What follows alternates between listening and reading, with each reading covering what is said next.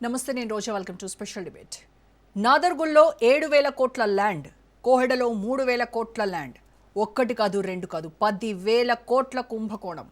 తెలంగాణలో రాజకీయం భూమి చుట్టే తిరుగుతోంది. కాంగ్రెస్ బీఆర్ఎస్ లీడర్ల మధ్య మాటల యుద్ధం సాగుతోంది. సర్కార్ భూములపై రాబందుల కన్నుపడింది. ఎట్టకేలకు భూ కుంభకోణాల మందు పాతర పేలింది. రోజుకో స్కామ్ బయటపెడుతున్నారు గులాబీ నేతలు. దీంతో కాంగ్రెస్ నాయకులు ఉక్కిరిబిక్కిరవుతున్నారు. లచ్చమ్మకుంట హైడ్రాకు కనిపిస్తలేదా? ఫ్రూట్ మార్కెట్ కట్టకుండా జాప్యం ఎందుకు అనే ప్రశ్నలు వినిపిస్తున్నాయి. అధికారంలో ఉంటే ఏదైనా చేస్తారా? గుట్టలు చెరువులను కూడా వదలరా? అసలు కబ్జా పర్వానికి తెర పడేది ఎప్పుడు? భూబకాసురుల వెనక పెద్దలున్నారా? అక్రమార్కులపై చర్యలు ఉంటాయా? విచారణ పేరుతో కాలయాపన చేస్తారా? ల్యాండ్ కహానీపై ఇవాల్టి స్పెషల్ డిబేట్.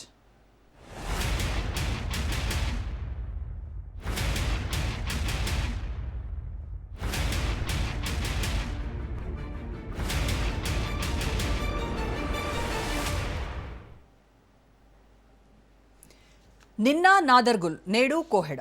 గ్రేటర్ హైదరాబాద్లో భూ కుంభకోణాలు దడ పుట్టిస్తున్నాయి. రోజుకో భూభాగవతం వెలుగులోకి రావడంతో రాజకీయంగా దుమారం సృష్టిస్తోంది. అధికార ప్రతిపక్షాల మధ్య డైలాగ్ డైనమైట్స్ పేలుతున్నాయి. తాము పాలకులం కాదు, ప్రజా సేవకులం అంటోంది కాంగ్రెస్ ప్రభుత్వం. అయితే సర్కార్ పెద్దలపైనే భూ కబ్జాల ఆరోపణలు వినిపిస్తున్నాయి. దీంతో రేవంత్ పాలన చిత్తశుద్ధిపై సందేహాలు వ్యక్తమవుతున్నాయి.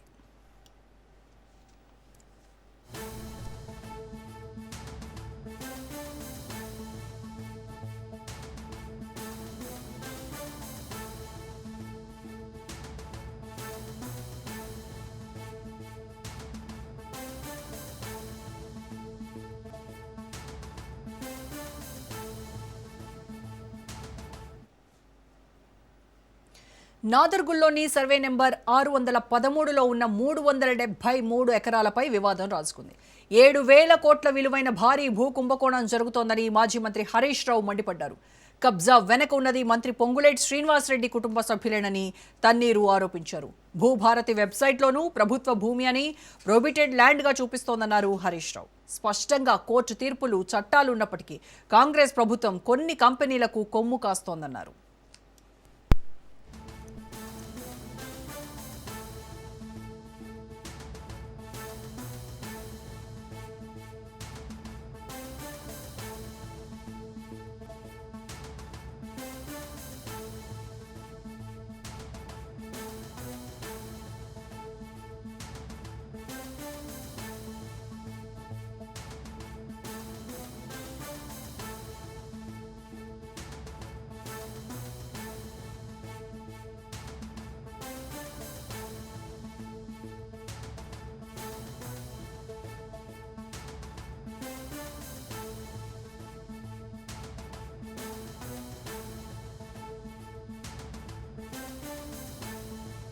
డేట్ చూడాలి. డేటు 13/12/2023. అంటే కాంగ్రెస్ గవర్నమెంట్ వచ్చినాక వారం రోజులకే. 7 తారీఖు గవర్నమెంట్ వచ్చింది, 13 తారీఖు ఫెన్సింగ్ పడ్డది. 7 తారీఖు కాంగ్రెస్ గవర్నమెంట్ వస్తే 13 డిసెంబర్ 2023 నాడు చుట్టూ ఫెన్సింగ్ పెట్టి ఇక్కడ రాసుకున్నారు. ఏం రాసుకున్నారు? This land belongs to Kohinoor group. మరి 10 ఏళ్ళు బీఆర్ఎస్ ఉంటే ఎవడు ధైర్యం చేయలే, ఎవడు ఫెన్సింగ్ పెట్టలే, ఎవడు ఈ భూమి నాదని ఎవడు రాసుకునే ధైర్యం ఆనాడు కేసీఆర్ ప్రభుత్వంలో చేయలే. కాంగ్రెస్ వచ్చిన వారంకే ఫెన్సింగ్ పెట్టిండ్రు. This land belongs to Kohinoor group అని చెప్పి బోర్డు పెట్టిండ్రు. ఇది 13 డిసెంబర్ 2023. తర్వాత 31 మార్చ్ 2026 ఇందులో ఏముంది? This land belongs to MEIL and Shilpa infra. MEIL and Shilpa infra. ఇటు పక్కన ఏమున్నది? Development by MEIL and Shilpa infra. Property belongs to Kohinoor group. Development ఎవరు చేస్తుండ్రు? MEIL and Shilpa infra. Shilpa infra ఎవరిది? పొంగులేటి శ్రీనివాసరెడ్డి కొడుకుది. దీని నాదర్గుల్ ఇష్యూ మరవక ముందే కోహెడ్ బాంబు పేల్చారు తన్నీరు హరీష్ రావు. 3,000 కోట్ల విలువైన 200 ఎకరాల కోహెడ్ ఫ్రూట్ మార్కెట్ భూమిని అమ్మేయాలని ప్రభుత్వం కుట్ర చేస్తోందన్నారు హరీష్ రావు. సూర్యుడి చుట్టూ భూమి తిరిగినట్టు భూముల చుట్టూ సీఎం రేవంత్ రెడ్డి తిరుగుతున్నాడని హరీష్ రావు ఎద్దేవా చేశారు. TGIIC ద్వారా కేరళలోని కార్పొరేట్లకు భూములను కట్టబెట్టే ప్రయత్నం జరుగుతోందన్నారు. రైతుల ప్రయోజనాల కంటే దళారులే ముఖ్యమా అని ప్రశ్నించారు హరీష్ రావు. మా సుధీర్ అన్న అందరూ సబితక్క వచ్చి ఇక్కడే ఫౌండేషన్ స్టోన్ కూడా వేసిండ్రు, మార్కెట్ కు కొబ్బరికాయ కూడా కొట్టిండ్రు, పైసలు తెచ్చి పెట్టిండ్రు. పని ముంగట తీసుకుపోమంటే ఇప్పుడు భూమిని అమ్ముతామంటున్నారు. ఈ భూమిని మింగే కుట్ర చేస్తా ఉన్నారు, ఈ భూమిని మాయ చేసే ప్రయత్నం చేస్తా ఉన్నారు. ఈ 200 ఎకరాలంటే సబితక్క అన్నారు, కిషన్ అన్న అంటున్నాడు ఇక్కడ 15 కోట్లకు ఎకరం ఉంటుంది సార్ అంటున్నారు. అంటే ఈ 200 ఎకరాలంటే 3000 కోట్ల విలువ కలిగిన భూమి. ఈ 3000 కోట్ల విలువ కలిగిన భూమిని టీజీఐఐసికి ఇచ్చి అక్కడి నుంచి తమ అనుయాయులకు కట్టబెట్టే ప్రయత్నం. నిరంజన్ డబ్బులు డిపిఆర్ అన్నీ సిద్ధంగా ఉన్నా కోవిడ్ మార్కెట్ నిర్మాణం కోసం టెండర్లు పిలవకుండా కాలయాపన చేస్తోంది తెలంగాణ సర్కార్. దీంతో అనేక అనుమానాలు వ్యక్తమవుతున్నాయి. 10,000 కోట్ల విలువైన నాదర్గుల్ కోహెడ భూములను కాపాడుకునేందుకు అందరూ పోరాటం చేయాలంటోంది తెలంగాణ సమాజం.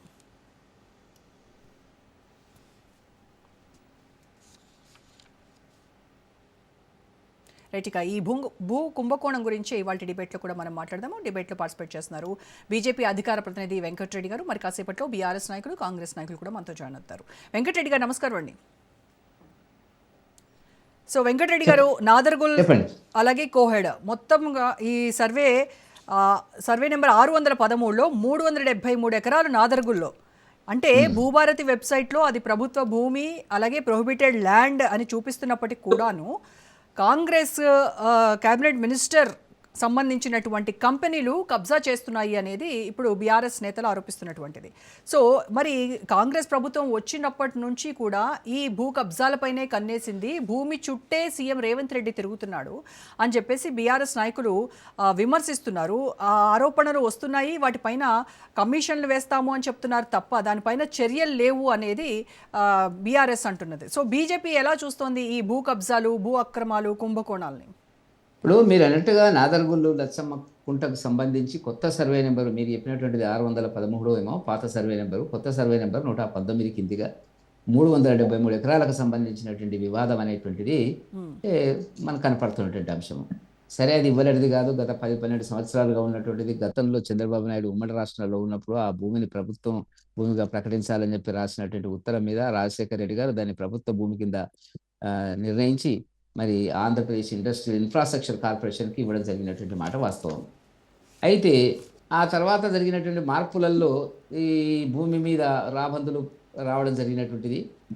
ఇప్పుడు మీరన్నట్టుగా ఏంటంటే పొంగులేటి శ్రీనివాసరెడ్డి కుటుంబానికి సంబంధించినటువంటి వివాదం అనేటువంటిది మనకు చాలా స్పష్టంగా అనేక ఆధారాలతో కనపడుతున్నటువంటిది. సరే, హరీష్ రావు గారు చెప్పినటువంటి మాట వాస్తవం అయినప్పటికీ కూడా ఎప్పుడైతే ఇక్కడ కూడా 2 విషయాలు మనకు చాలా స్పష్టంగా కనపడుతున్నట్టు. గతంలో పొంగులేటి శ్రీనివాసరెడ్డి గారు బీఆర్ఎస్ గవర్నమెంట్లో ఉన్నాడు, ఎమ్మెల్సీగా ఉన్నాడు, కీలకమైన పదవుల్లో ఉన్నాడు.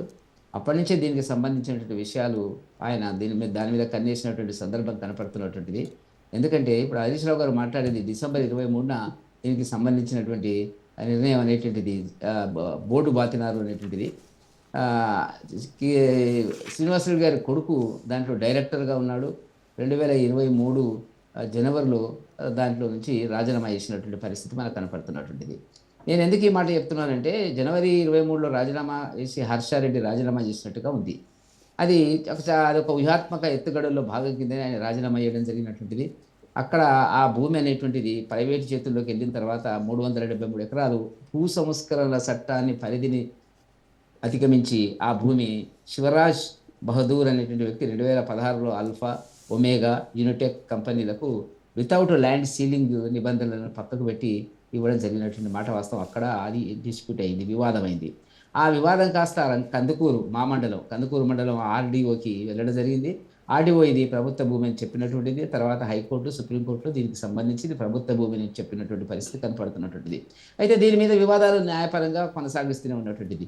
ఎందుకంటే ఈ భూమి అనేటువంటిది వాస్తవానికి నాదర్గుల్ అనేటువంటిది సిటీకి చాలా దగ్గరగా ఉండేటువంటి భూమి, విలువైనటువంటి భూమి. అక్కడ గతంలో కూడా నేను చూసినంత వరకు ఏంటంటే కోదండరామ్ గారు 1-2 సార్లు అక్కడ విజిట్ చేయడం జరిగినటువంటిది. రైతులు రావడం జరిగింది ఆయన దగ్గరికి.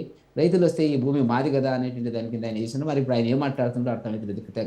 కాంగ్రెస్ గవర్నమెంట్ వచ్చినాక కోదండరామ్ గారు గమ్మున ఊరుకున్నారా అనేటువంటిది నాకు వస్తున్నటువంటి ఒక అనుమానం. ఏదైతేనేమి భూ కుంభకోణం చుట్టూ రేవంత్ రెడ్డి గారు ఇప్పుడు తిరుగుతూ ఉన్నారు. అదేవిధంగా 800 ఎకరాలు హౌసింగ్ బోర్డు, ఎందుకంటే రెవెన్యూ మంత్రి ఆయనే, హౌసింగ్ బోర్డు మంత్రి ఆయనే, పొంగులేటి శ్రీనివాసరెడ్డి గారు. ఆ భూములు 800 ఎకరాలు చుట్టి గతంలో ఏంటంటే సిటీకి దూరంగా ప్రభుత్వాలు పనికిరాని భూములను ఇస్తే అవి విలువలు పెరిగి వల్ల వాటిని కూడా అమ్మేటువంటి ప్రయత్నం లోపల మనకు కనపడుతున్నటువంటిది. చిన్న చిన్న ముక్కలు అన్నిట్లో కుక్కడపల్లిలో కానీ, సంతోష్ నగర్లో కానీ, రావిరాల హౌసింగ్ బోర్డులో కానీ ఇవన్నీ ఈ మధ్యన అమ్మడం మొదలుపెట్టినారు వాళ్ళు. మనకు దృష్టికి పేపర్లు ఇస్తున్నారు, అమ్ముకుంటున్నారు, చేస్తున్నారు. నేనేమంటానంటే రేవంత్ రెడ్డి గారికి భూమి వల్ల వచ్చేటువంటి ఆదాయం కేంద్రంగా తనకు సంబంధించినటువంటి వ్యక్తులకు అంటగట్టేటువంటిది, అప్పచెప్పేటువంటి పరిస్థితి లోపల ఇవాళ జరుగుతున్నటువంటిది. దురదృష్టవశాత్తు ఏంటంటే రాష్ట్రంలో మంత్రిగా ఉన్నటువంటి పొంగులేటి శ్రీనివాసరెడ్డి గారు రెవెన్యూ శాఖను తీసుకోవడం, రెవెన్యూ రియల్టర్స్ చట్టసభల్లోకి ప్రవేశించడము అంతవరకు ఒక భాగం అయితే, చట్టసభలోకి ప్రవేశించిన తర్వాత ప్రభుత్వ నిర్ణయాలను బాధ్యతగా చేయవలసినటువంటి వాళ్ళు తమకు అనుకూలంగా తమ బంధువులకు రియల్ ఎస్టేట్ కంపెనీలకు తీసుకుపోతున్నటువంటి ఒక దురదృష్టకరమైన పరిస్థితి వల్ల తెలంగాణలో జరుగుతున్నటువంటిది. చాలా ఘోరమైనటువంటి అంశము మేడం ఈ చర్చ. ఎందుకంటే ఆయనే రెవెన్యూ మంత్రి, ఆయనకే అనేక కంపెనీలు ఉన్నాయి, రాఘవ కంపెనీలు, కొడుకులు, కోడళ్ళు అందరూ ఉన్నటువంటి పరిస్థితి. మరి ఆయనకు దీనికి లింక్ వచ్చినప్పుడు ఆయన వెంటనే రాజీనామా అయ్యారు. వాస్తవానికి ఇప్పుడు గతంలో పిఆర్ఎస్ గవర్నమెంట్ ఏం చేసింది వాళ్ళని, పిఆర్ఎస్ గవర్నమెంట్ కూడా ఈ రకమైన పద్ధతిని చేసింది కదా. అనేక ఇప్పుడు హరీష్ రావు గారు ఒకటి విషయం చెప్తే బాగుండేది, మా గవర్నమెంట్లో కూడా ఆయనకు చాలా ఇచ్చాము, మేము చాలా కన్సెషన్స్ ఇచ్చాము, అనేక మందికి ఇచ్చాము భూములు, దాంట్లో ఇతను ఒకడు. ఇప్పుడు అదే పద్ధతి, ఎందుకంటే హరీష్ రావుకు ఆ మూలాలని తెలుసు కాబట్టి వెంటనే స్పందిస్తున్నటువంటి సందర్భం కనపడుతున్నటువంటిది. ఆయన కన్ను శ్రీనివాసరెడ్డి గారి కన్ను ఏ భూముల మీద ఉన్నది అనేటువంటిది, ఎక్కడ ఆగుతున్నాడు, ఎక్కడ డేగలాగా వారిపోతున్నాడు అనేటువంటి అంశం వాళ్ళకు ఒక స్పష్టత ఉంది కాబట్టి వల్ల అన్ని అంశములు ఈ గూడు పుటాలి. బీఆర్ఎస్ టైంలోనే వాళ్ళే పెంచి పోషించారంటారు. పెంచి పోషించకపోతే ఆయన చేసిందల్లా అదే కదా, వాళ్ళు చేసిన వ్యాపారాలే కదా, అవి సర్దుబాటు కాకనే ఇప్పుడు జనవరి 23న కొడుకు హర్షారెడ్డి ఆ కంపెనీ నుంచి రాజీనామా చేసినాడు. మార్చి ఆ ప్రాంతం లోపల సస్పెండ్ అయినాడు మన పొంగులేటి శ్రీనివాసరెడ్డి గారు. జూన్ ఆర్ జూలై నాకు కరెక్ట్గా ఆ 2 నెలల్లో ఏదో ఒక రోజు ఆయన కాంగ్రెస్లో చేరినాడు. అక్కడికి సంబంధాలు చెడిపోయినాయి వాళ్ళకి, బీఆర్ఎస్కి. ఇవే కదా ఈ ఆస్తులు, పంపకాలు, భూములు కేంద్రంగా ఎవరికి ఎంత అనేటువంటి వాటి విషయం లోపల ఎవరికి పర్సెంటేజ్ వాళ్ళకు, మళ్ళీ ఊరికేం ఇయ్యరు వాళ్ళు కూడా. టీఆర్ఎస్ వాళ్ళ పర్సెంటేజ్ వాళ్ళకు, వీళ్ళ పర్సెంటేజ్ వీళ్ళకు. ఇప్పుడు రేవంత్ రెడ్డి దాన్ని విస్తరించి చేస్తున్నటువంటి పరిస్థితి. గొప్పగా ఏమున్నా చెప్పండి పాలన లోపల. అందుకే రేవంత్ రెడ్డి గారు మన క్రషింగ్కి సంబంధించినటువంటి మిషన్స్ పనిచేస్తున్నాయి వాళ్ళదంటే మొత్తం వేద్దామా, 14 సంవత్సరాలు 12 సంవత్సరాల నుంచి ఎంక్వైరీ సిబిసిఐడి అన్నాడు. సిబిసిఐడి అనేటువంటిది ఎప్పుడు వస్తుంది రిపోర్టు? కాబట్టి నేనేమంటున్నా మేడం అంటే గతంలో బీఆర్ఎస్ గవర్నమెంట్ చేసింది ఇదే పని, ఇప్పుడు రేవంత్ రెడ్డి గారు చేస్తుంది అదే పని. ఒకరినొకరు, ఎందుకంటే వాళ్ళ లొసుకులన్నీ తెలుసు వాళ్ళకు, ఎక్కడ ఉంటాయి, ఏ ఫైల్ ఉంటుంది, ఏ ఫైల్ ఎవరు డీల్ చేస్తున్నారు, ఎవరికి అనుకూలంగా ఉంది, ఏ కంపెనీ ఎవరికి, ఇవన్నీ వాళ్ళకు ఉంటాయి కాబట్టి చేస్తున్నట్టు. కాబట్టి వాళ్ళ ప్రజలు గమనించాల్సినటువంటి అంశం ఏంటంటే గత పిఆర్ఎస్ గవర్నమెంట్ పాలననే విస్తృతపరిచి, మోడర్నైజ్ చేసి, సంస్కరించి మరింత విస్తృతంగా, మరింత అధికంగా ఆ కోణం లోపల, భూకంప కోణం లోపల ఇవాళ కాంగ్రెస్ పార్టీ రేవంత్ రెడ్డి గారు మునిగిపోయింది అనేటువంటి అంశం మనకు కనపడుతున్నటువంటిది. వాళ్ళ ఇబ్బందులు వాళ్ళకు ఉన్నాయి. అన్ని రాష్ట్రాల్లో ఎన్నికలు ఉన్నాయి, మరి 2 రాష్ట్రాల నుంచి డబ్బులు పోవాలా, హిమాచల్ అంటే వదిలేయండి, అక్కడేం పెద్దగా దొరకదు, కర్ణాటక మరి తెలంగాణకు వచ్చేటప్పటికి ఇది జరుగుతున్నటువంటి పరిస్థితి. కాబట్టి ఒకటి హైదరాబాద్ సెంట్రల్ యూనివర్సిటీకి వెళ్ళి స్టార్ట్ చేసిన 400 ఎకరాలు ఇంటి భూములు మీకు తెలుసు, హౌసింగ్ బోర్డు భూములు మీకు తెలుసు. ఎక్కడెక్కడ ఇప్పుడు మా ఊరు ఉంది, కందుకూరు మండలంలో తిమ్మాపూర్ ఉంది. తిమ్మాపూర్లో ఎప్పుడో ఇందిరాగాంధీ ఉన్నప్పుడు ఒక 750 ఎకరాలు పేదలకి సర్టిఫికెట్ భూములు ఇచ్చినారు, రకరకాల కొనులు ఇచ్చినారు. వాటి అన్నిటిని తీసేసుకున్నాడు. ఇప్పుడు విచిత్రం ఏంటంటే అక్కడ కూడా ఒక ఉద్యమం నడుస్తున్నటువంటిది. వాళ్ళ యొక్క 20, 30, 40 సంవత్సరాలుగా భూములు కొందరికి సర్టిఫికెట్లు వచ్చినాయి, కొందరికి పట్టాలైనాయి, కొందరికి కాలేదు, రకరకాల భూములు.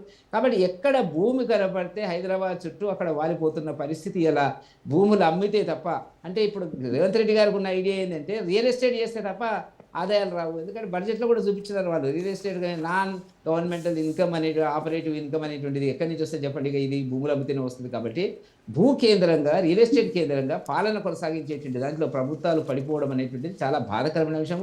దాంట్లో మంత్రులు కూడా దీంట్లో ఇన్వాల్వ్ అవుతున్నారు. ఇది చాలా దారుణమైన అంశం కింద మనం పరిగణించవలసినటువంటి రైట్ వెంకటరెడ్డి గారు. ఎస్, బీఆర్ఎస్ నాయకులు బొల్ల మల్లయ్య యాదవ్ గారితో మాట్లాడదాం. మల్లయ్య గారు నమస్కారం అండి. మల్లయ్య యాదవ్ గారు, బీఆర్ఎస్ నాయకులు రోజుకో చోట ఈ భూ కుంభకోణాలు బయటపెడతా ఉన్నారు. కాంగ్రెస్ ప్రభుత్వం అధికారంలోకి వచ్చిన దగ్గర నుంచి చూస్తే ఈ రోజు వరకు కూడా వాళ్లకు ఖాళీ జాగా కనబడితే, వాళ్ళ మంత్రులకు కావచ్చు, సీఎంకి కావచ్చు, ఖాళీ జాగా కనబడితే అక్కడ కన్ను పడిందంటే దాన్ని కబ్జా చేయాల్సిందే. అంటే మొత్తం రేవంత్ రెడ్డి భూమి చుట్టూ తిరుగుతూ ఉన్నాడు, రాజకీయమే అసలంతా ఇక్కడ భూ కుంభకోణాల చుట్టూ తిరుగుతున్నటువంటి పరిస్థితి వచ్చింది అని చెప్పి మీరు విమర్శిస్తూ ఉన్నారు, బహిరంగంగా ఆరోపణలు చేస్తున్నారు. కానీ ఇక్కడ ఇప్పుడు బీజేపీ నాయకులు మాట్లాడారు, ఈ అవినీతికి, ఈ ఆక్రమణలకు, భూ కబ్జాలకు బీజం పడింది, తెరతీసింది బీఆర్ఎస్ ప్రభుత్వంలో కాదా? ఆ రోజు మరి మీరు ఏం చేశారు? అప్పటి నుంచి ఇప్పటి వరకు అంటే కాంగ్రెస్ ప్రభుత్వం అధికారంలోకి వచ్చిన తర్వాత మొదలయ్యాయని చెప్తున్నారు, కానీ వీటికి బీజం ఆనాడే పడింది అని చెప్పేసి బీజేపీ నాయకులు అంటూ ఉన్నారు. వారికి అనుమానాలు ఉంటే బీజేపీ నాయకులకి తప్పకుండా విచారణ చేపట్టే అవకాశం ఆనాడు ఉండే, ఈనాడు కూడా తప్పకుండా ఏ ప్రభుత్వంలో జరిగింది, ఎవరి హయాంలో జరిగింది, ఎవరి నాయకత్వంలో, ఎవరి పరిపాలనలో కుంభకోణాలు మొదలైనవి జరుగుతున్నాయి అనే విషయాన్ని విచారణ చేపట్టడానికి కానీ నిజ నిర్ధారణ చేయడానికి కానీ వాళ్ళకి ఆ రోజు అవకాశం ఉంది, ఆ రోజు చేయలేదు, ఈ రోజు అవకాశం ఉంది, చేయట్లేదు. మేమేమంటున్నామంటే గత 2.5 సంవత్సరాలుగా కాంగ్రెస్ ప్రభుత్వం ఏర్పడ్డ నాటి నుంచి నేటి వరకు అనేక కుంభకోణాలను వెలిగి ప్రతిపక్ష నాయకులు తీయటం, ప్రతిపక్ష పార్టీలు తీయటమే కాదు, పత్రికలు కూడా తీసినాయి, టీవీలు కూడా తీసినాయి. అయినా కానీ దాని గురించి కనీసం చీమ కొట్టినట్టు కూడా లేదు. దున్నపోతు మీద వర్షం పడ్డట్టు ఉంది తప్ప చెవిటోని ముందు శంఖం ఊదితే ఏ రకంగా ఉంటుందో ఆ రకంగా ఈరోజు ప్రతిపక్ష నాయకులు మొత్తుకున్నా, పత్రికలు మొత్తుకున్నా, ఎలక్ట్రానిక్ మీడియా వాస్తవాలతోని ఉన్న వివరాలతో చెప్పినా కానీ బహిరంగ ప్రపంచానికి చాటి చెప్పినా పట్టించుకునే పరిస్థితి లేదు. వాళ్ళు అనుకున్న లక్ష్యాన్ని చేరుకోవటానికి, వాళ్ళు అనుకున్న దాన్ని చేజిక్కించుకోవడానికి చేస్తున్న ప్రయత్నాలు అధికారికంగా అధికారులను అడ్డం పెట్టుకుని చేస్తున్నారు తప్ప ఎక్కడ రాజీ పడట్లేదు, వెనకట్టలేదు. ఫ్యూచర్ సిటీ పేరు మీద అక్కడ డెవలప్ అవుతుంది అనేది ఒక భ్రమలోకి తీసుకుపోవడానికి, రియల్ ఎస్టేట్ రంగాన్ని విస్తరించుకోవడానికి ఫ్యూచర్ సిటీ అని ముఖ్యమంత్రి గారు తీసుకొచ్చారు. గచ్చిబౌలు ఏ రకంగా కొల్లగొట్టే ప్రయత్నం చేసిరో దాన్ని విద్యార్థులు ఎట్లా అడ్డుకున్నారో మనం చూస్తాం. అదే రకంగా పొంగులేటి గారి గురించి ఈ ఒక్క రోజు కాదు, షా లాంటి వాళ్ళు ఎవరైతే అధిపతులు, భూమికి సంబంధించిన లబ్ధిదారులు, బాధితులు ఉన్నారో వాళ్ళు వచ్చి బహిరంగంగా ఈరోజు షా లాంటి వాళ్ళు చెప్పటమే కాదు, అనేక విషయాలలో హైదరాబాద్ చుట్టుపక్కల ఉన్న భూములలో ఇన్వాల్వ్ అయిన వారు, వారి కుటుంబ సభ్యులు, వారి కొడుకు, ఇటువంటి బంధువులు వాళ్ళు జోక్యం చేసుకొని ఇన్వాల్వ్ అవుతున్న అనేక విషయాల మీద పత్రికలలో కూడా వచ్చినాయి.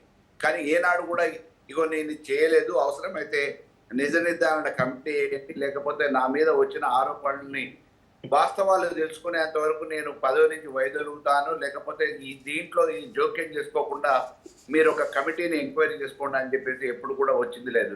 దాన్ని సమర్థించుకునే ప్రయత్నాలు ఉన్నాయి. ఇవి మావి, మాకు ఆధారాలు ఉన్నాయి, మేము ఇట్లా తెచ్చుకున్నామని చెప్పేసి శ్రీనివాస్ రెడ్డి గారు చెప్పే ప్రయత్నం చేస్తున్నారు. కింది నుంచి మీది వరకు ఈరోజు మేము బీఆర్ఎస్ పార్టీగా మా నాయకులు చేసిన ఆరోపణలను అక్షర సత్యాలు ఉన్నాయి తప్ప ఏ ఒక్కటి కూడా అవాస్తవం లేదు. దాన్ని నిరూపించడానికి ఒకవేళ వారు సిద్ధమైతే నిరూపించడానికి మేము సిద్ధంగా ఉన్నాం.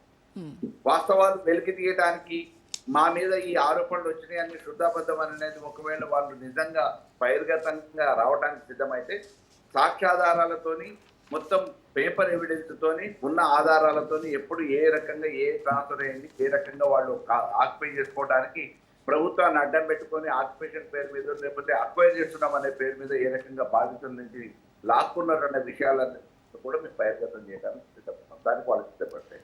కాబట్టి అది కేవలం ముఖ్యమంత్రి దగ్గర నుంచి, రెవెన్యూ మంత్రి దగ్గర నుంచి అన్ని స్థాయిలలో కేవలం హైదరాబాద్, రంగారెడ్డి జిల్లాలోనే కాకుండా అవకాశం ఉన్న ప్రతి దగ్గర కాంగ్రెస్ నాయకులు చేస్తున్న సంతు.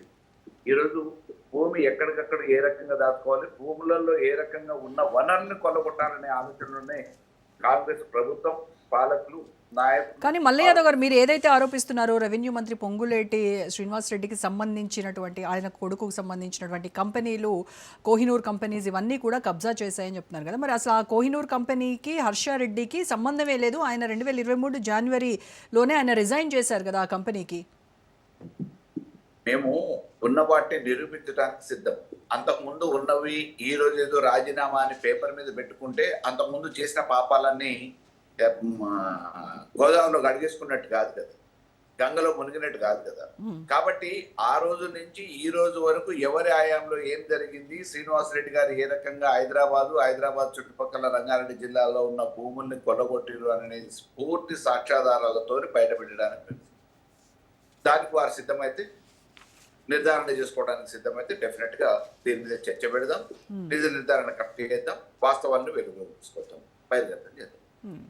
సో మీ హయాంలో మీరు ప్రవేశపెట్టినటువంటి ధరణి పోర్టల్ ఏదైతే ఉందో అక్కడ ఈ భూములకు సంబంధించి ప్రోబిటెడ్ లిస్ట్లో పెట్టి లోపల మాత్రం ప్రైవేట్ వ్యక్తులకు మేలు చేసేలాగా మొత్తం రికార్డ్స్ అన్నింటినీ మేనేజ్ చేసేది బీఆర్ఎస్ అని చెప్పేసి వస్తున్న విమర్శలకు ఆరోపణలు చేయడానికి ఆరోపణలు చేయొచ్చు, కానీ దీనివల్ల లబ్ధి పొందిన రైతాంగం ఏమంటుంది, లబ్ధి పొందిన పట్టాదారులు కానీ లబ్ధిదారులు కానీ ఏమంటున్నారు? భూభారతి వల్ల ప్రయోజనం ఉందా, ధరణి వల్ల ప్రయోజనం ఉందా, లబ్ధిదారులకు ఏ రకంగా రైతులకు మేలు జరిగింది, ఈ ధరణియా భూభారతియా అనేది ఒక చర్చ పెడితే డెఫినెట్ గా వాస్తవాలు బయటకు వస్తాయి. భూభారతి అనే పేరు మీద ధరణిలో ఉన్న వాటిని చెదరగొట్టడానికో లేకపోతే వాళ్ళు ఆక్రమించుకోవడానికో అట్టబెట్టి ఇట్లా పెట్టి చేసిరు అని అంటే తప్పకుండా వెలికి తీయండి. మీ అధికారం ఉంది కదా, ప్రభుత్వం మీదే ఉంది కదా, అధికారం మీ వాళ్ళు ఉన్నారు కదా, దీనికి సంబంధించిన జ్యుడిషియల్ కమిటీ వేయండి, రెవెన్యూ ఎక్స్పర్ట్స్ పెట్టండి, అడ్వకేట్స్ పెట్టండి, రెవెన్యూ అడ్వకేట్స్ ని వెలికి తీస్తే ఎవరి హయాంలో ఏం జరిగినాయి, ధరణిలో మేము మిస్యూజ్ చేసినామో భూభారతి పేరు మీద మీరు మిస్యూజ్ చేయడానికి ప్రయత్నాలు జరుగుతున్నాయి అన్న విషయాన్ని మేము బహిర్గతంగా ప్రజలకు అందరూ కూడా వివరించడానికి, వాస్తవాన్ని వెలుగులో తీయడానికి న్యాయ విచారణ కూడా సిద్ధం. రైట్ ఓకే ఎస్ అండి. లింగం యాదవ్ గారితో మాట్లాడదాం. లింగం యాదవ్ గారు నమస్కారం. సో నాదర్గోల్ సర్వే నెంబర్ 613లో ఏం జరుగుతోంది? 373 ఎకరాలు భూభారతి వెబ్సైట్లో అది ప్రభుత్వ భూమి అని ఉంది, అది ప్రొహిబిటెడ్ ల్యాండ్ అని ఉంది అని చూపిస్తున్నప్పటికీ కూడాను మరి మంత్రి పొంగులేటి శ్రీనివాసరెడ్డి ఆయన కొడుకుకు సంబంధించినటువంటి కంపెనీలు వాళ్ళు ఏ రకంగా ఇవి కబ్జా చేస్తున్నాయి అనేది ఇప్పుడు బీఆర్ఎస్ నాయకులు ఆరోపిస్తున్నటువంటిది. మరి ఎందుకు దీనిపైన ప్రభుత్వం మౌనంగా ఉంది? గుడ్ ఈవినింగ్ అండి. ముందుగా మీకు రాజనీష్ ప్రేక్షకులు పెద్దలకు కాన్స్టకు డెఫినెట్ గా ఏదైతే హరీష్ రావు గారు మాట్లాడుతూ అంటే ఈ ప్రజాప్రభుత్వం ఏర్పడిన మొదటి నుంచి కూడా ఏదో విధంగా ప్రభుత్వాన్ని బదనాం చేయాలి, ముఖ్యమంత్రిని మంత్రుల్ని ఈ విధంగా బదనాం చేస్తే ఏదో వాళ్ళకేదో మేలు జరుగుతుందనే కుట్రతోటి మొదటి నుంచి కూడా ఈ హరీష్ రావు గారు ఈ బ్యాచ్ ఈ ప్రయత్నాలు చేస్తూనే ఉన్నారు, ఎన్నో చేశారు. ఇప్పుడు మళ్ళా కొత్తగా ఇవాళ ఏదైతే నాగర్గుల్లో ఆ భూమి గురించి మాట్లాడారు. ఇవాళ నేను ఏమంటున్నా అంటే ముందు అసలు అక్కడ ఏం జరిగింది, ఇవాళ భూమికి ఏదైతే ఎక్యూ స్క్వేర్ రియాలిటీ ప్రైవేట్ లిమిటెడ్ అనే కంపెనీకి ఎప్పుడు ఆ భూమి పోయింది, ఎప్పటి నుంచి ఇది 2015 నుంచి సుప్రీంకోర్టులో కేసు తీర్పు వచ్చింది, 16లో రివ్యూ పిటిషన్ వేస్తే కూడా దాన్ని సుప్రీంకోర్టు తిరస్కరించింది.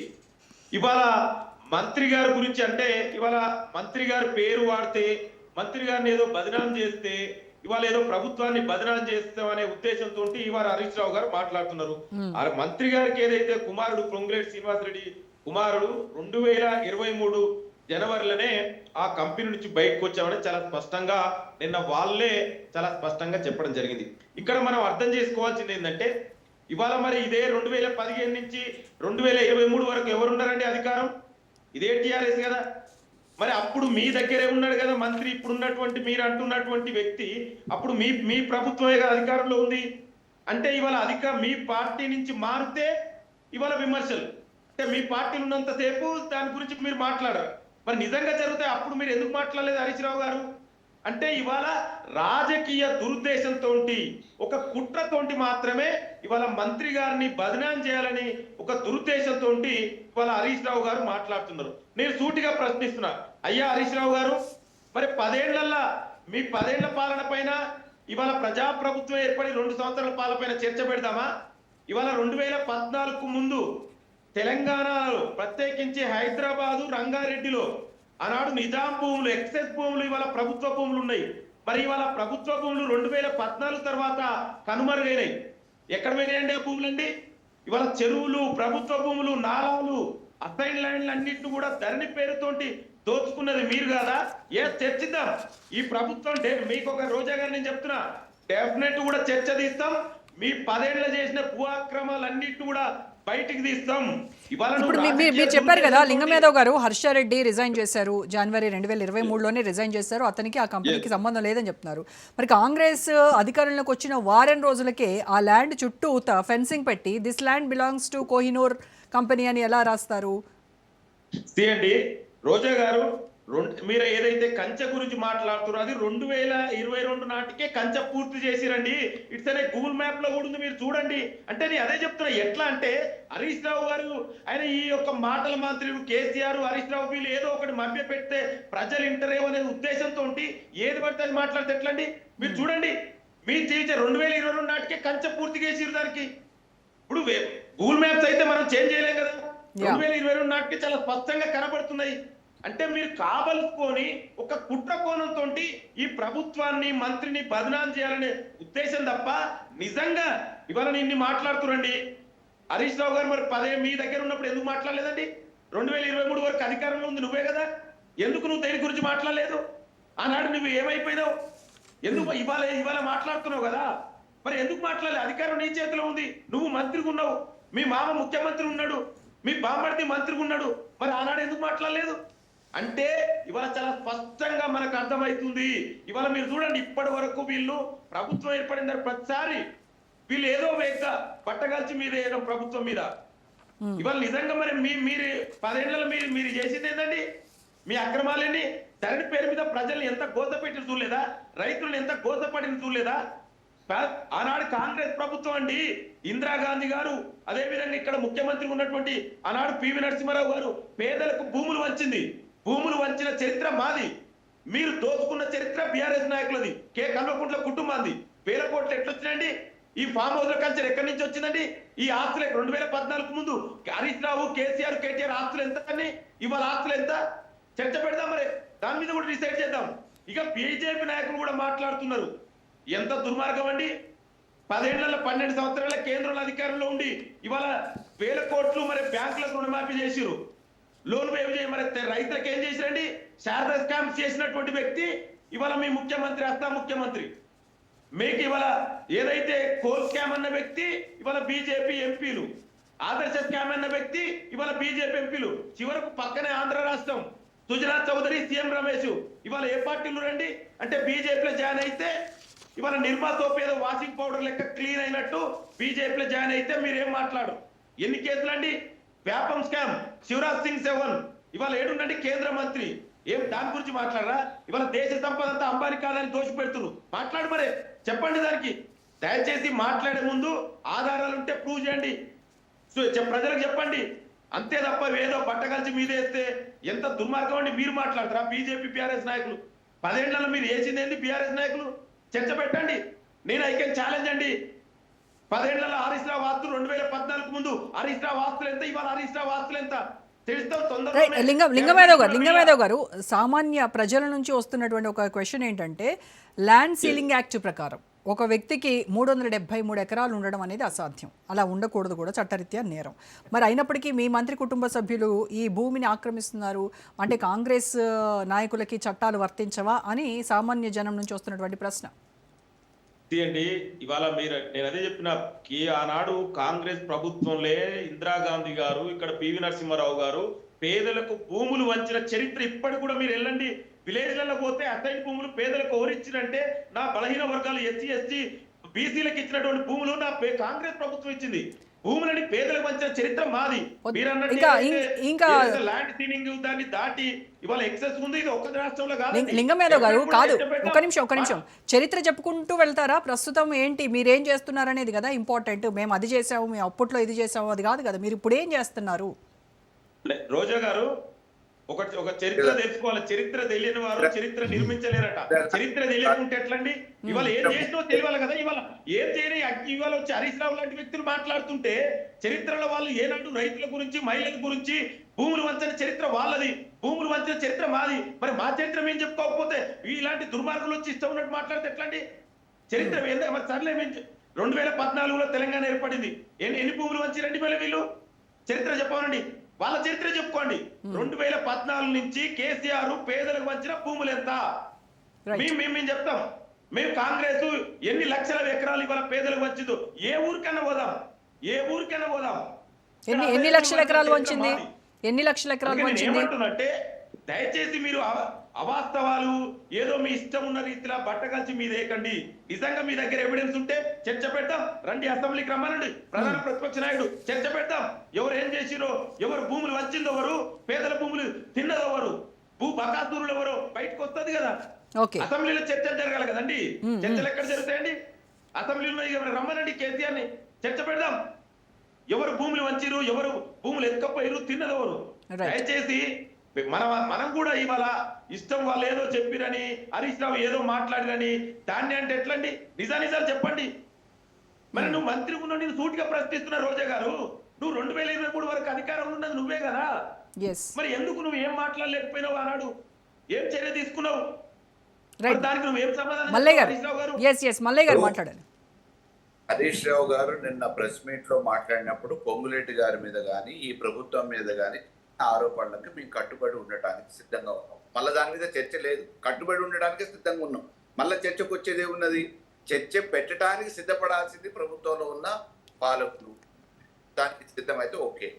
ఇందిరాగాంధీ, రాజశేఖర రెడ్డి గారు ఈ రాష్ట్రంలో దేశంలో భూములు పంచలేదని ఏ ఒక్కళ్ళు అన్నారు. కానీ ఆ పంచిన భూములు ఇప్పుడు ఎవరి చేతిలో ఉన్నాయి, ఎవరి ఆధీనంలో ఉన్నాయి అనేది కూడా చర్చ అవసరం.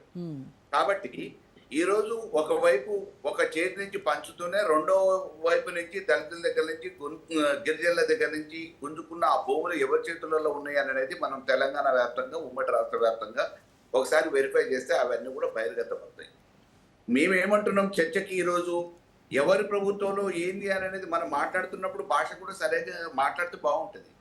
దుర్మార్గుల ఇంకొకళ్ళ ఎవరు ఏంటిది అనేది, ఎవరి నిజ స్వరూపం ఏంది అనేది బయటపడటానికి దానికి న్యాయ నిర్ణయాలతోనైనా లేకపోతే న్యాయమూర్తులతోనైనా, సిట్టింగ్ జడ్జితోనైనా, లేకపోతే రెవెన్యూ సీనియర్ అధికారులతోనైనా, పత్రికా విలేకరులతోనైనా, సీనియర్ పొలిటీషియన్స్తోనైనా ఒక కమిటీ వేసి ఆ కమిటీలో నిజ నిర్ధారణ చేసుకోవడానికి చేయడానికి, మేము ప్రూవ్ చేయడానికి ఏవైతే ఆరోపణలు నిన్న హరీష్ రావు గారు చేసిరో వాటికి మేము కట్టుబడి ఉంటే పొంగులేటి గారు ముందుకు రావాలి, లేకపోతే ప్రభుత్వం నుంచి ముందుకు రావాలా, ఒప్పియండి.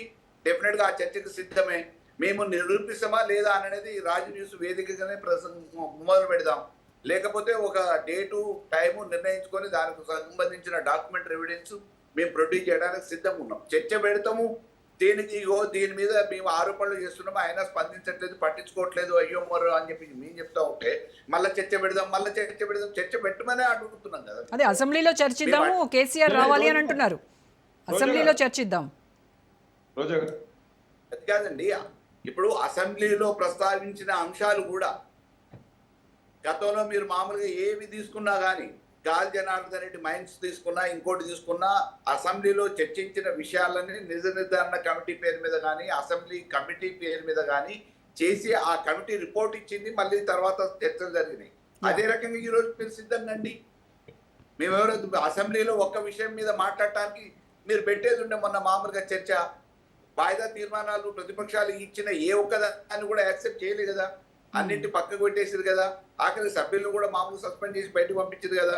అసెంబ్లీలో కూడా గొంతెట్ల నొక్కేయాలనే ప్రయత్నం చేశారు కదా. అనేక రకమైన ప్రజా సమస్యలు ఉంటే ఆ సమస్యలు ఏవి కూడా చర్చకు రానియకుండా పక్కదో పట్టించే ప్రయత్నం చేశారు కదా. అందుకే మేము ఏమంటున్నాం అంటే, ఈ రోజు 2.5 సంవత్సరాలుగా జరుగుతున్న అవినీతి మీద, భూ కబ్జాల మీద అనేక రకమైన ఆరోపణలు ప్రతిపక్షాలు, ఇతర పార్టీ నాయకులు చేసినా గానీ ఇంతవరకు స్పందించిన దాఖలాలు లేవు. వాటిని వెనకేసుకొచ్చే ప్రయత్నాలు చేస్తా ఉన్నారు. పట్టించుకునే నాదులు లేడు. కేవలం ఒక రాజకీయ పార్టీ నాయకులు, ప్రతిపక్షాలు మాట్లాడటమే కాదు, ఉన్న వాస్తవాన్ని పత్రికలు కూడా చెప్తా ఉన్నాయి. వాళ్ళ ఇన్వెస్టిగేషన్ రిపోర్ట్ లో మామూలుగా వాళ్ళు విత్ డాక్యుమెంటరీ ఎవిడెన్స్ తో ప్రొడ్యూస్ చేసారు, రాసిరు. ప్రజల్లో కూడా చాలా అనుమానాలు, చాలా ఆందోళనలు ఉన్నాయి కదా. వాటిని నివృత్తి చేయాల్సినటువంటి బాధ్యత అది ప్రభుత్వం మీదే ఉంటుంది కదా. ఆ కుటుంబ సభ్యులు ఎవరైతే భూమిని పోగొట్టుకున్నారో, ప్రభుత్వం పేరు మీద మామూలుగా మేము అక్వైర్ చేస్తున్నామో, మీరు మాకు ఇవ్వకపోతే ఈ రకంగా జరుగుతుంది అని చెప్పి అధికారులను పెట్టి గుంజుకుంటాము అని చెప్పేసి ఏ రకంగానైతే రాత్రి వచ్చి బెదిరించారో అదే జరిగింది, అదే జరుగుతుంది. రోడ్డు కోసం ఏమంటే మేము ఇవ్వమనంటే అదే రకంగా అధికారులను అడ్డం పెట్టుకొని ఈరోజు మా భూముల్ని, కోట్ల రూపాయల విలువ చేసే భూముల్ని మేము జీవితాంతం కష్టపడి సంపాదించుకొని భవిష్యత్ తరాల కోసం కూడబెట్టుకున్న ఆస్తిని గుంజుకున్నారు అని చెప్పేసి బాధితులే బహిరంగంగా వచ్చి చెప్పినాక ఇంకా అంతకంటే వేరే వాస్తవం ఏముంటది? రైట్. బీజేపీ నాయకులతో మాట్లాడదాం. వెంకటరెడ్డి గారు, రాష్ట్రంలో అవినీతి జరుగుతోంది అని మీరు అప్పుడు బీఆర్ఎస్ హయాంలో కూడా మీరు ఆరోపించారు. ఇప్పుడు కూడా మీరు పదే ఆరోపణలు, విమర్శలు చేస్తూనే ఉన్నారు కాంగ్రెస్ ప్రభుత్వం మీద. మరి కేంద్రంలో మీదే కదా అధికారము. అప్పుడు మీరే ఉన్నారు, ఇప్పుడు మీరే ఉన్నారు. దర్యాప్తు సంస్థలు కూడా మీ చేతుల్లోనే ఉన్నాయి. మరి ఎందుకు నాదర్గల్ కావచ్చు, కోహెడ్ వంటి వేల కోట్ల భూ కుంభకోణాలపైన, ఈ ఆక్రమణలపైన కేంద్ర ప్రభుత్వ దర్యాప్తు సంస్థలు ఎందుకు విచారణకు ఆదేశించట్లేదు? ఇప్పుడు ఒకటి మేడం, రాష్ట్ర కేంద్ర ప్రభుత్వాలకు ఉండేటువంటి సంబంధాలు కానివ్వండి, ప్రోటోకాల్ సిస్టములు కానివ్వండి, రాష్ట్ర ప్రభుత్వంలో ఏదైనా కానీ ఇటువంటి అవినీతికి సంబంధించినటువంటి విషయాలు ఏదైనా బయటకు వచ్చినట్టయితే రాష్ట్ర ప్రభుత్వం అన్నా కోరాలా, దర్యాప్తుకు సంబంధించినటువంటిది, లేకపోతే హైకోర్టు అన్నా, లేకపోతే కోర్టుల ద్వారానైనా జరగాల. జగన్ కేసు వచ్చింది. జగన్ కేసు వాస్తవానికి డాక్టర్ శంకర్రావు గారు వేసినటువంటి హైకోర్టు బిల్ ద్వారానే అది ఎంక్వైరీకి వచ్చినటువంటి పరిస్థితి. సుమోటోగా, ఎందుకంటే గతంలో కేసీఆర్ గారు చాలా వరకు సిబిఐ రాకుండా చేసేటువంటి నిర్ణయాలు చేయడం జరిగింది, జీవోలు కూడా జరిగినటువంటిది. సరే రేవంత్ రెడ్డి గారు వచ్చిన తర్వాత కొన్ని ఒకటి రెండు కేసులు దానికి సడలింపించినట్టు కనపడుతున్నటువంటిది. ఇప్పుడు కాంగ్రెస్ నాయకులు మాట్లాడుతున్నది ఏంటంటే అస్సాం మాట్లాడుతున్నాడు, శివరాజ్ చౌహాన్ మాట్లాడుతున్నాడు. ఇప్పుడు ఆ చర్చ కాదు కదా, తెలంగాణలో జరిగినటువంటి పొంగులేటి కేంద్రంగా అంటే అవి కూడా స్కామ్లే, ఇవి కూడా భూ కుంభకోణాలు, అవి కూడా కుంభకోణాలు, ఆదర్శ కుంభకోణం, శారదా కుంభకోణం. గాలికి మాట్లాడితే కాదు కదా, గాలికి ఏదో ఆరోపణలు చేస్తే కాదు కదా. ఆ కేసుకు దాని పర్యవసానము, దాని మంచి ఏంది చెడ్డ ఏంది మన రాష్ట్రానికి సంబంధించిన కేసులు కాదు. మీ పార్టీలో ఒకవేళ బతికుంటే, కాంగ్రెస్ పార్టీ అక్కడ బతికుంటే అక్కడ టీవీలు చర్చలు జరిగినప్పుడు అది మాట్లాడండి, అక్కడ ఎంక్వైరీ చేయండి, అది వేరే విషయం. ఒకవేళ మీ పార్టీ ఏముందో ఏముందో నాకు తెలియదు. కాంగ్రెస్ పార్టీ మధ్యప్రదేశ్లో ఎంత ఉంది, అస్సాంలో ఎంత ఉంది, సరే రేపు రిజల్ట్స్ బయటకు వస్తే అది వేరే సంగతి. నేనేమంటున్నా, ఒకదానికి లింక్ పెట్టి మాట్లాడడం కాదు. ఇప్పుడు ఒక్కటి భారతీయ జనతా పార్టీ ఆరోపిస్తున్నది ఏంటంటే, పొంగులేటి శ్రీనివాసరెడ్డి గారిని గత ప్రభుత్వము దగ్గర తీసుకుంది. గత ప్రభుత్వంలో అనేక సదుపాయాలను తీసుకోవడం జరిగింది. అనేక భూములకు సంబంధించినటువంటి నిర్ణయాలలో ఏకపక్షంగా ఆయనకు అనుకూలంగా నిర్ణయం జరిగింది. అది బొసకగానే ఆయన పదవులు అడిగినాడు, ఎమ్మెల్సీ ఎమ్మెల్యేలు అడిగినాడు. చివరికి వచ్చేటప్పటికి అది ఇవ్వలేదు. ఈ వ్యాపారాలు చేసుకోమన్నారు, కుదరలేదు. కుదరకుండా ఇక్కడ వచ్చినాడు అంతే. ఆయనకి ఎక్కడుంది, ఒక శాంటిటీ ఎక్కడుంది చెప్పండి? ఆయన ఎక్కడున్నాడు? తెలంగాణ ఉద్యమంలో ఉన్నాడా? జగన్ పార్టీలో గెలిచినాడు. ఆ తర్వాత పెద్ద వ్యాపారవేత్త, కాంట్రాక్టరు, రియల్ ఎస్టేటు. ఈ కర్మ ఏంటంటే, రియల్ ఎస్టేట్ చేసేటువంటి కుటుంబాలకు రెవెన్యూ మంత్రి ఇవ్వడం ఏంటంటే నాకు అర్థం కాదు. ఎత్తేసారండి రెవెన్యూ మంత్రి. కనీసం విలువలు ఉండాలి కదా సమాజంలో. చట్టసభల్లోకి వచ్చిన తర్వాత నిర్ణయాలు చేసేది వాళ్ళే భూముల గురించి. ఏ వ్యక్తి అయితే భూముల కుంభకోణంగా ఆరోపణలు ఎదుర్కొంటున్నాడో ఇవాళ వాడికి సమాధానం చెప్పకుండా సభా సంఘం అయ్యండి. సభా సంఘాన్ని కాకుండా సిబిసిఐడి ఉందండి మీ డిపార్ట్మెంట్, అది ఏం రిపోర్ట్ రాస్తుందో తెలియదు. కాబట్టి ఇప్పుడు నేను ఏమంటున్నా అంటే, 9.5 సంవత్సరాలుగా పాలించినటువంటి హరీష్ రావు గారు అన్ని తెలుసు ఆయనకు. తెలుసు కాబట్టి ఇవాళ ఒక్కొక్కటి బయట పెడుతున్నాడు. వాళ్ళు చేసింది అదే, వీళ్ళు చేసింది ఇదే. కాంగ్రెస్, బీఆర్ఎస్ భూముల కుంభకోణంగా, ఎమ్మెల్యేలు మంత్రుల కుంభకోణంగా వీటికి ఎట్లా వాళ్ళకి ఇవ్వాలా, అది చౌకకి ఇవ్వాలా. గత ప్రభుత్వం చేసినటువంటి భూముల లిస్ట్ చెప్పబడ్డరా? ఎవరెవరికి ఇచ్చిండ్రు, ఆ సామాజిక వర్గానికి ఎన్ని ఇచ్చినారు అనేటువంటిది. ఇప్పుడు వీళ్ళు చేస్తున్నది ఏంది? అదే పద్ధతి కదా. కాబట్టి పాలించిన వాళ్ళు, పాలిస్తున్న వాళ్ళు ఒకరి మీద ఒకరు ఆరోపణలు చేసుకున్నప్పుడు వాస్తవం అనేటువంటి ప్రజలకు పోతున్నటువంటిది. ఈ వాస్తవాల మీద మేము కాదు కదా, భారతీయ జనతా పార్టీ కాదు కదా ఆరోపణలు చేసినటువంటిది. కాబట్టి ఇవాళ ఈ రెండు ప్రభుత్వాలు ఏ రకమైనటువంటి భూ కేంద్రంగా, ఇప్పుడు నేను చెప్పాను కదా, ఎగ్జాంపుల్ మా ఊరు తిమ్మాపూర్, కనుకూరు మండలం చెప్పాను. 750 ఎకరాలు తీసేసుకుంటున్నారు. మరి అది ఏం జరుగుతుంది? ఆయన ఫార్మాసిటీ అని చెప్తున్నారు. ఫార్మాసిటీ అంటే ఇతను ఏదో 4th సిటీ అంటున్నాడు.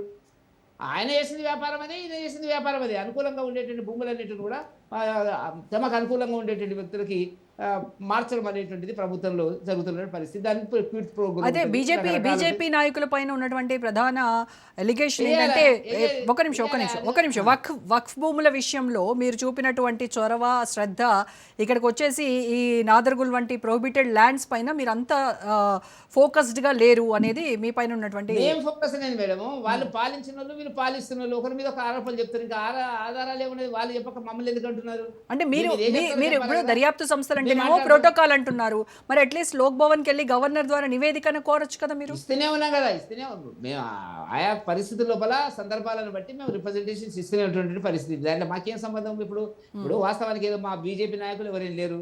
మా బీజేపీకి సంబంధించి ఉంటే అందరు ఎంక్వైరీ చేయండి. దానికి వెనక్కి పోం కదా, మాకొకటి మందికొకటి సూత్రం కాదు కదా. కాబట్టి వాళ్ళిద్దరు కూడా పాలిస్తున్నటువంటి వాళ్ళు చెప్తున్నటువంటిది వాస్తవాలు.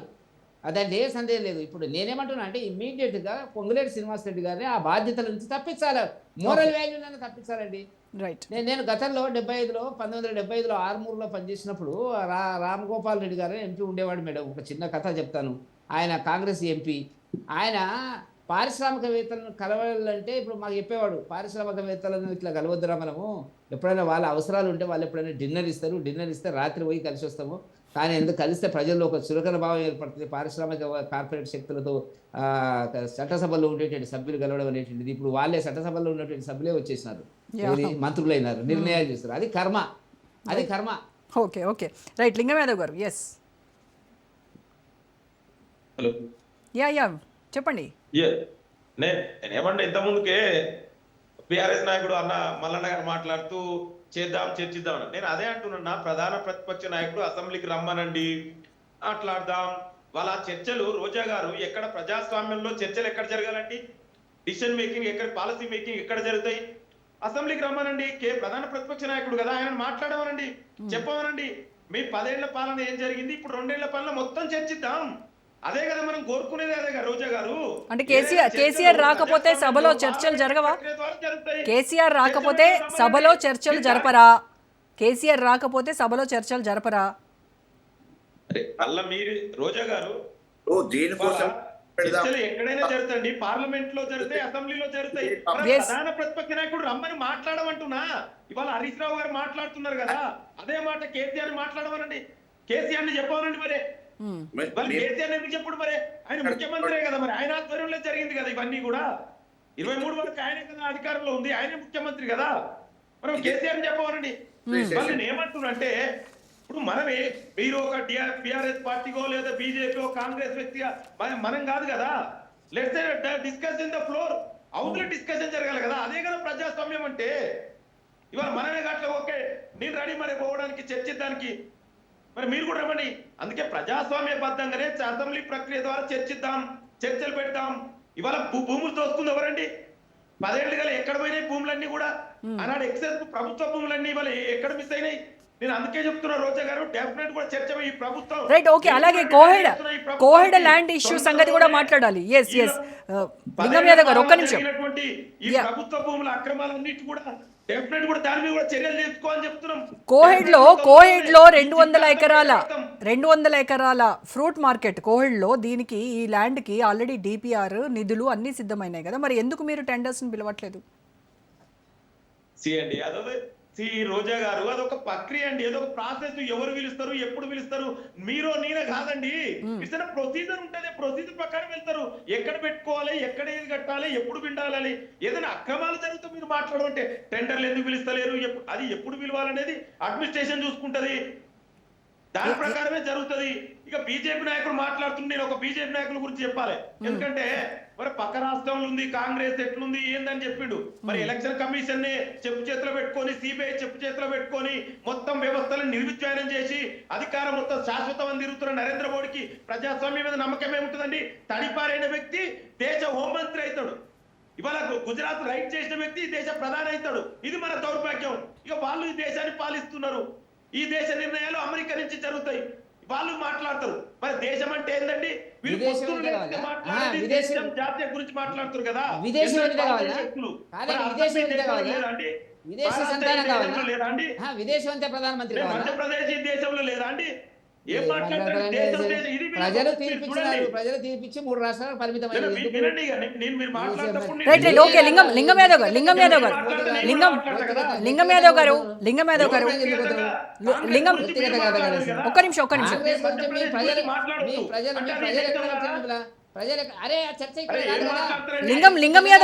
లింగం యాదవ్ గారు దయచేసి వినండి. ఒక్క నిమిషం. మాట్లాడు. రాష్ట్రం నుంచి బహిష్కరించిన వ్యక్తి శ్రీనివాసరెడ్డి మీద చర్చ జరుగుతుంది, నువ్వు అక్కడ ఎందుకు పోతున్నావు? దాని సమాధానం చెప్పు. ఒక్క నిమిషం. లింగం గారు వెంకటరెడ్డి గారు ఒక్క నిమిషం ఆగండి. తెలంగాణ రాజకీయాల గురించి ఒక్క నిమిషం. లింగం యాదవ్ గారు దక్షిణ భారతదేశం, ఉత్తర భారతదేశం లింగం యాదవ్ గారు మీరు మాట్లాడుతున్నారు.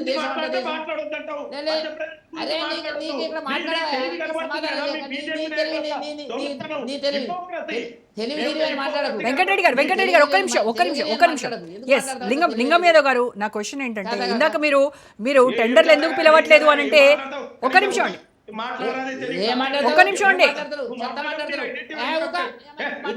దయచేసి వెంకటరెడ్డి గారు ఆగండి ప్లీజ్. వెంకటరెడ్డి గారు, లింగం గారు దయచేసి సబ్జెక్ట్ మాట్లాడండి.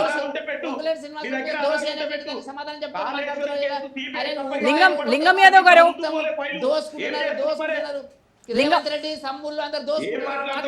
వెంకటరెడ్డి గారు దయచేసి ఆగండి. వెంకటరెడ్డి గారు, బుద్ధి గిద్ది అని మాట్లాడుతున్న వయసు ఒక్క నిమిషం. లింగం యాదవ్ గారు వెంకటరెడ్డి గారు దయచేసి ఆగండి. ఒక్క నిమిషం. ఏం మాట్లాడారు టెక్నికల్ గా మీరు ఇచ్చినది అరే, మీరు అవినీతి explain చేయి, జరిగిందని మరి రాశారా? ఇచ్చింది చేయరాదు. అరే మొన్న మహేశ్వర్ రెడ్డి గారు సమాధానం చెప్పింది కదా సభలో బూట్ల ఉన్నాడు కదా, రాజీ ముఖ్యమంత్రి ఇరవై గారు ఉన్నారు కదా. ఇచ్చింది మరి చెప్పాలి కదా చేయరాదు. కాదయ్యా. లింగం గారు, సమాధానం లింగం చెప్పి యాదవ్ గారు, కింద అరే, నాలుగు రోజా రోజులు గారు, సమాధానం లింగం యాదవ్ గారు చెప్పి దయచేసి ఒక్క నిమిషం, ఏం యా, మాట్లాడారు? ఒక్క నిమిషం, వెంకటరెడ్డి గారు, మేడం మేడం నేను ఒక మాట కాళేశ్వరం మీద పెట్టండి. మేడం, వెంకటరెడ్డి గారు. దయచేసి మీరు ఒక్క మాట కాళేశ్వరం మీద చర్చ పెట్టండి. ఎవరు Yeah. నిందులు ఎవరు నిందితులు తెలుస్తుంది. Right. ఏం మాట్లాడుతున్నారు? ఎంక్వైరీ చేయన్నా అరే ఎంక్వైరీ ఏమి ఇచ్చిరే మీరు? అరే ఏమి ఏమి ఇచ్చిర్రు? ఇచ్చిందో అదే చెయ్యి అది మరి. సాంకేతిక అవినీతి అని ఎక్కడ మెచ్చారు? అవినీతి అని ఎక్కడ చర్చ జరిగిందా? అరే మొన్న ఎందుకు చెప్పలేదు సమాధానం? అరే మహేశ్వర్ రెడ్డి గారు చెప్పింది కదా సమాధానం. దాన్ని మళ్ళా మీరు మహేశ్వర్ కంప్లీట్ చేయలేదు. రెడ్డి, ముఖ్యమంత్రి గారు మహేశ్వర్ రెడ్డి ఏం చెప్తున్నాడు? ఏం మాట్లాడతారండి? మాట్లాడేదానికి అర్థం లేకుండా మాట్లాడతారు. అవినీతిని ఇచ్చిన దానికి అపవిత్రమైన చేపించే దమ్ము లేదు. అరే ఇష్టం ఎన్ని ఉన్నట్టు కేసులు ఉన్నాయి? మాట్లాడతారు. ఎన్ని కేసులు ఉన్నాయో ఆ కేసులని మీ జన్మలో కూడా వేయలేరు ఆఖరికి వచ్చే వరకు. రైట్. అదే మీరు చేస్తున్నారు, అందుకే నరేంద్ర నేను మోడీ చేసిన కాదు. చేస్తున్నారు, దేశం వెలిగిపోతుంది. అది వెలిగిపోతుందా లేదా ప్రజలు వెలిగిపోతుంది. తీర్పిస్తారు. అమెరికా దగ్గర పెడుతున్నారు కాళ్ళ అదే దగ్గర. రేపు అస్సాంలో ప్రజలు తీర్పిస్తారు, బెంగాల్ ప్రజలు తీర్పిస్తారు. ఎలక్షన్ మీరు ఎక్కడ కమిషన్ ఉంటారు? మీరు మీరు పెట్టుకొని చూసుకోండి. ఏదైనా మీరు చేస్తారు. ఎక్కడ ఎలక్షన్ చూసుకోండి. కమిషన్ మీ చేతిలో పెట్టుకురు.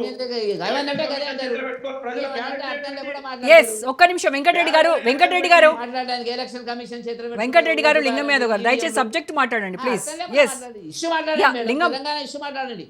లింగం యాదవ్ గారు, మీరు ఇందాక తెలంగాణ నేను నుంచి టెండర్లో మాట్లాడావు, మాకు కాంగ్రెస్ గురించి మాట్లాడి అసెంబ్లీ అరే కాంగ్రెస్ నేనేం మాట్లాడలేదు కదా, ఇక్కడ మాట్లాడలేదు, నేనేం మాట్లాడలేదు. ఓకే వెంకటరెడ్డి గారు, మీరు దయచేసి కామ్గా ఉండండి, ఒక్క నిమిషం కామ్గా ఉండండి. లింగం యాదవ్ గారు, ఇందాక నేను టెండర్ల గురించి కోయడ ఫ్రూట్ మార్కెట్కి ఎందుకు మీరు పిలవట్లేదు, ఎందుకు డిలే చేస్తున్నారు అంటే అక్కడ జనాల్లో చాలా అనుమానాలు ఉన్నాయి. ఏంటి అసలు ఇక్కడ ఫ్రూట్ మార్కెట్ కడతారా, లేదు అని అంటే ఆ డెసిషన్ వెనక్కి వెళ్ళిందా, లేదు అని అంటే ప్రతిపక్ష నాయకులు ఆరోపిస్తున్నట్టుగా ఇది కేరళం కార్పొరేట్కి ఏమన్నా టీజీఐఏసీ ద్వారా కట్టబెట్టేటువంటి కుట్ర ఏమన్నా జరుగుతోందా?